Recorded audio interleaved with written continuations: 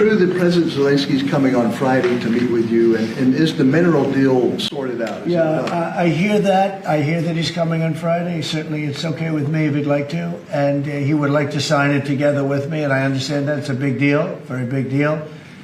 And I think the American people, even if you look at polling, they're very happy because, you know, Biden was throwing money around like it's cotton candy, and it's a very big deal. Look, it could be $1 trillion deal, it could be whatever, but it's rare earths and other things.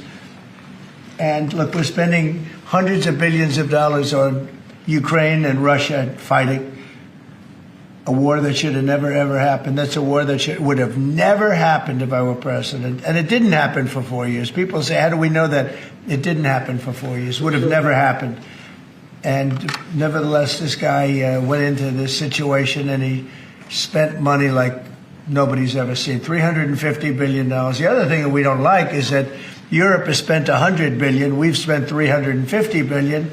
Europe gets their money back because they spent it in the form of a loan, and we just gave them, whether it's 300 or 350 billion, nobody really knows. They can't even tell me the answer to that. It means probably more than that.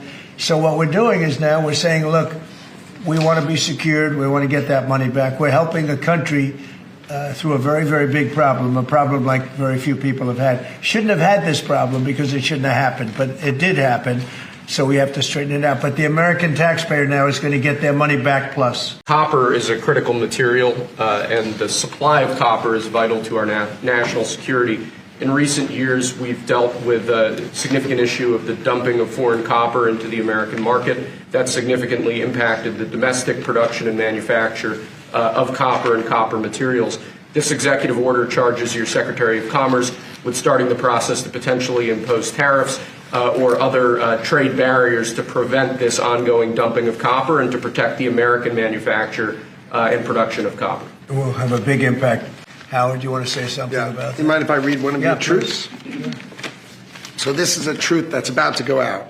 Like our steel and aluminum industries, our great American copper industry has been decimated by global actors attacking our domestic production. To build back our copper industry, I've requested my Secretary of Commerce and USTR to study copper imports and end unfair trade putting Americans out of work. Tariffs will help rebuild back our American copper industry and strengthen our national defense. American industries depend on copper, and they should be made in America. No exemptions, no exceptions. America first creates American jobs and protects our national security. It's time for copper to come home.